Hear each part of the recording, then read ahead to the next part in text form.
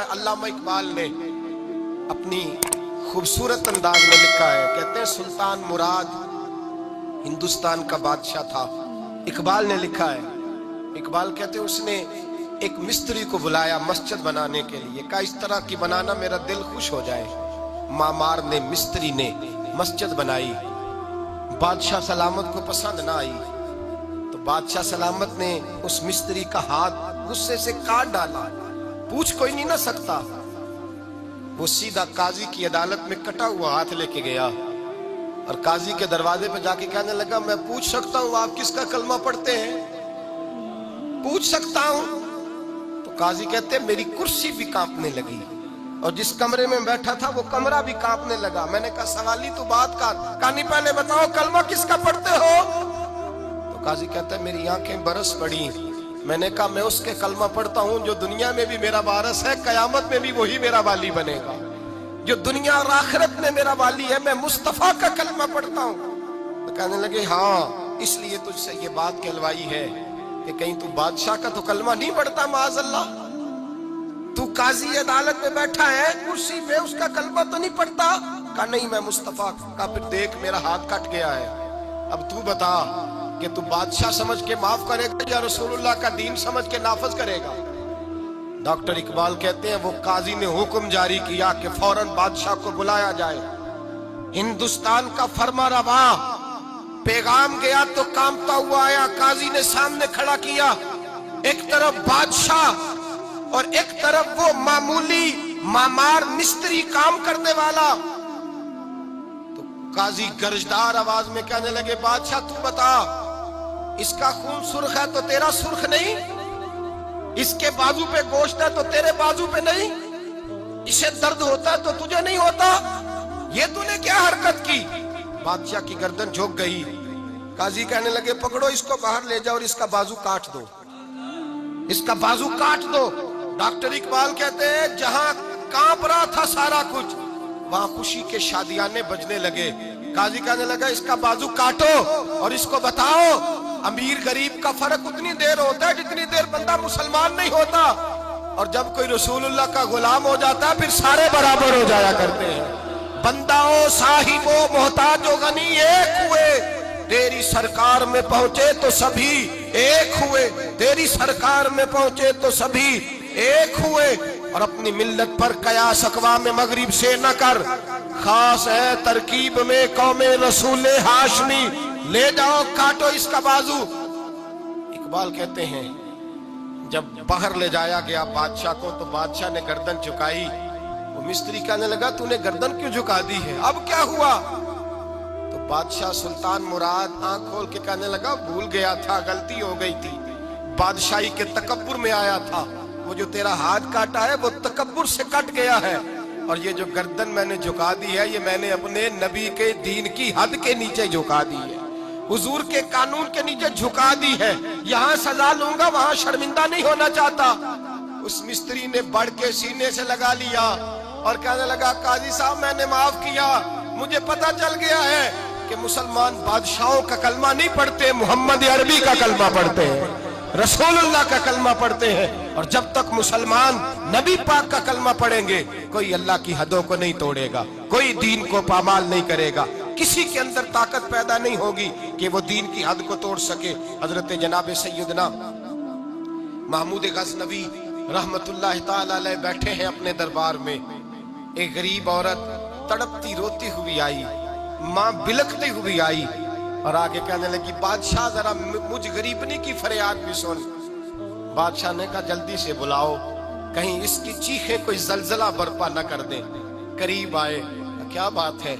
کہنے لگی کوئی شاہی خاندان کا نوجوان ہے، میں بیوہ عورت ہوں، ہندو مذہب سے تعلق رکھتی ہوں، میری 4 بیٹیاں ہیں، کوئی بادشاہ کوئی شاہی خاندان کا نوجوان ہے، سپاہیوں سمیت آتا ہے، شراب کے مٹکے لاتا ہے، میرے گھر میں گھستا ہے، میرے پاس اور تو کوئی شے نہیں، ایک عزت ہی ہے۔ جب وہ جوان بیٹی کی طرف دیکھتا ہے تو میں سوچتی ہوں اب دنیا میں بچا کیا ہے۔ بادشاہ میں بڑی مشکل سے تجھ تک پہنچی ہوں، میں اگرچہ ہندو ہوں پر میری فریاد رسی کون کرے گا؟ سلطان محمود غزنوی کہنے لگے تو جا، اور میں نے اپنے سارے سپہ سالاروں کو سپاہیوں کو حکم دے دیا ہے آئندہ جب تو آئے گی تو تجھے رات کا وقت بھی میرا دربار کھلا ملے گا، جیسے ہی وہ تیرے گھر آئے فوراً پہنچ جانا، آ کے اطلاع دینا۔ رات کا سناٹا، وہ غریبنی پھر تڑپتی ہوئی چیختی ہوئی آئی، بادشاہ ذرا جلدی کر غریب کی عزت لٹ نہ جائے، ذرا جلدی نکل، دیکھنا کوئی سرمایہ آج ختم نہ ہو جائے۔ بادشاہ خود اٹھے، تلوار پکڑی، گھر میں گئے، دیا جل رہا تھا، دیا بجھایا۔ اب بادشاہ نے اللہ اکبر کہا اور شاہ میں زرق برق نوجوان کی گردن پر جب بادشاہ نے تلوار ماری، لڑک کر کے گردن دور گری۔ پھر ہندوستان کا فرما روا سجدے میں گرا، کہنے لگا اے اللہ تیرا شکر ہے، اے اللہ تیرا شکر ہے، اے اللہ تیرا شکر ہے۔ پھر بادشاہ نے کہا پانی تو لاؤ، دیا تو جلاؤ، پانی لایا گیا، کہا روٹی تو لاؤ۔ خشک روٹی کے چند ٹکڑے بادشاہ نے کھائے، 1 گلاس پانی کا، 2 گلاس پانی کے، 4 گلاس پانی، 2 جگ بادشاہ پانی کے پی گیا۔ اور پھر روتا ہوا جب اٹھا تو بی بی کہنے لگی بادشاہ تیرا شکریہ، پر مجھے سمجھ نہیں آئی اس رنگ کی، دیا کیوں بجھایا ہے، سجدہ کیوں کیا ہے، پانی کیوں مانگا ہے؟ تو بادشاہ کہنے لگا بی بی بس تیرا کام ہو گیا، تو چھوڑ۔ کہنے لگی ذرا بتا تو صحیح، تجھے واسطہ اس رسول کا جس کا تو نے دین نافذ کیا ہے اور جس کے کہنے پر تو نے غریبنی کا کام آج اس کی عزت کو لٹنے سے بتا تو صحیح۔ تو بادشاہ کہنے لگا ایک کی بہن ہے اور یہ جو تیرے گھر آیا تھا یہ اسی ایک بہن کا بیٹا ہے اور اکلوتا بیٹا ہے۔ تحقیق کی تو پتا چلا میرا اپنا بھانجا یہ ظلم کر رہا ہے۔ میں نے قسم کھائی تھی کہ جب تک تجھے انصاف نہیں ملے گا نہ روٹی کھاؤں گا نہ پانی پیوں گا۔ آج 3 دن سے حلق خشک ہے، اس لیے کہ مصطفیٰ کا دین نافذ کرنا ہے، اس لیے کہ حدود اللہ کو قائم کرنا ہے۔ فرمایا آج جب میں نے دیا گل کیا، آج چراغ بجھایا تو اس لیے کہ جب بھانجے کو ماروں تو کہیں بہن کی صورت سامنے نہ آ جائے۔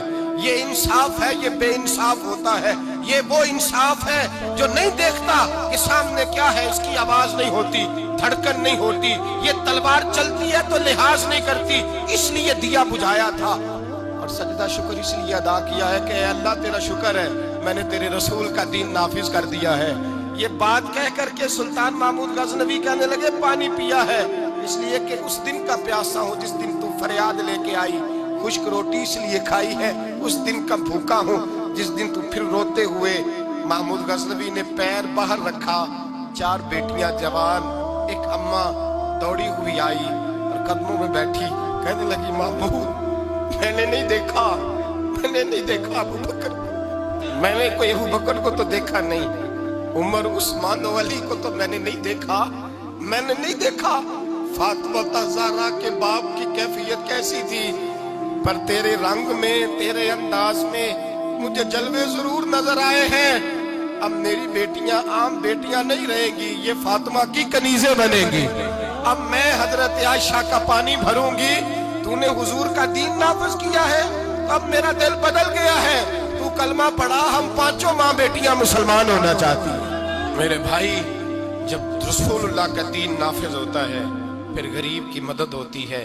غریبوں نہ آزماؤ بار بار چہرے بدل کے ظالموں کو، دعا کرو رمضان کی سہانی صبح میں اے اللہ ہمیں کوئی محمود غزنوی کا وارث عطا فرما، اے اللہ کو سلطان صلاح الدین ایوبی کا جانشین عطا فرما، کوئی عمر بن عبدالعزیز کو ماننے والا دے، ہمیں وہ دے جس کے لبوں پہ امام حسن اور حسین کا نام جاری ہو، کوئی ایسا عطا فرما جو حضرت علی کو اپنا آئیڈیل کہتا ہو، جو عثمان غنی کی حیا، عمر فاروق کی عدالت کا وارث ہو، جو ابو بکر صدیق کی صداقت کو آئیڈیل سمجھتا ہو۔ یہی چراغ جلے گا تو روشنی ہوگی۔ جب اللہ کی حد کا معاملہ آئے کسی کی پرواہ نہ کرنا، پھر نہ دیکھنا سامنے کون ہے، پھر نہ دیکھنا کون ہے اور کیا کہتا ہے۔ حضرت فاروق اعظم کے زمانے میں غسان کے بادشاہ نے کلمہ پڑھ لیا تھا، شاہ غسان نے۔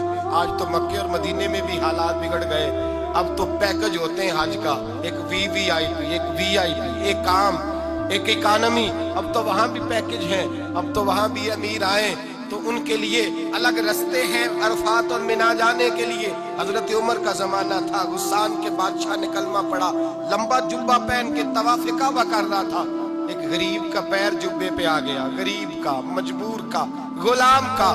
بادشاہ نے پلٹ کے تھپڑ جو مارا تو مجمع میں خانہ کعبہ کے سائے میں غریب رونے لگا، اور حضرت عمر کے پاس گیا، کہنے لگا میں رسوا ہو گیا اور سرے طواف رسوا ہو گیا۔ اے عمر، اللہ کے گھر آ کے بھی میری رسوائی ہوئی۔ حضرت عمر نے غسان کے بادشاہ کو بلا کے کہا کہ اسے بدلہ دے، اسے راضی کر یا بدلہ دے۔ کہنے لگا عمر اب میں اسے بدلہ دوں؟ آپ نے فرمایا یہ میرے نبی پاک کا دین ہے، یہ حضور کا دین ہے، یہ نافذ ہوگا، یہ امیر غریب کے لیے علیحدہ علیحدہ نہیں، اسے بدلہ دے، یہ تجھے تھپڑ مارے گا، تجھے کھانا پڑے گا۔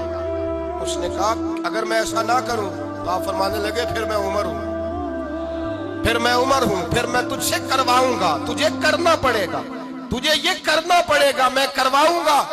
حضرت سیدنا عمر فاروق نے کہا ایک رات کا وقت ہے تیرے پاس، یا اسے راضی کر لے یا سویرے اسی طرح طواف ہوگا، اسی طرح مجمع ہوگا، اور طواف کی اس جگہ جہاں تو نے تھپڑ مارا تھا یہ تجھے تھپڑ مارے گا، اور سارا زمانہ دیکھے گا کہ رسول اللہ کا دین کیسے نافذ ہوتا ہے۔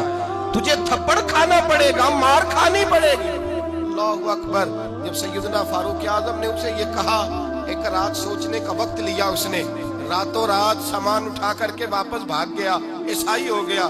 ایک آدمی نے کہا عمر اتنا بڑا بادشاہ تھا، اس کے پیچھے کتنے لوگ مسلمان ہوتے، مال خزانہ میں کتنا نفع آتا، یہ ہوتا وہ ہوتا۔ حضرت عمر کہنے لگے چپ کر جاؤ، نہ مال چاہیے، نہ زیادہ تعداد چاہیے، نہ بادشاہ چاہیے، ہمیں تو اپنے مصطفیٰ کا دین چاہیے، ہمیں تو رسول اللہ کا دین چاہیے، اس سے زیادہ ہمیں کسی چیز کی حاجت نہیں۔ بھائی یہی چراغ جلے گا تو روشنی ہوگی۔ رسول اللہ کے دین کی حد کے معاملے میں کسی کی پرواہ نہ کریں۔ جب آپ کو واضح قرآن کی آیت مل جائے، جب حدیث مبارکہ واضح مل جائے، پھر اپنی رائے پہ پھر اس پر اپنی رائے کو نہ ڈالیں، تھوپے نہ، پھر یہ نہ دے کہ میں نے گھر بچانا ہے، میں نے فلاں چیز بچانی ہے۔ بس اللہ تبارک و تعالیٰ کی حد کا جہاں معاملہ ہے، میں نے شروع میں کہا تھا ہر رشتہ توڑ دو، ہر تعلق توڑ دو، اپنا آپ بھی ٹوٹتا ہے تو توڑ دو، لیکن دیکھنا کہیں رب رسول کی حد نہ ٹوٹنے پائے۔ یہ حد کبھی نہیں ٹوٹنی چاہیے۔ دین اسلام کی جو حدود اللہ اور اس کے رسول نے متعین فرمائی ہیں ان کو کبھی نہیں ٹوٹنا چاہیے۔ دعا ہے خالق کی بارگاہ میں اللہ تعالی ہمیں اپنے محبوب کے دین کی حفاظت کی توفیق عطا فرمائے۔ آخر دعوانا ان الحمدللہ۔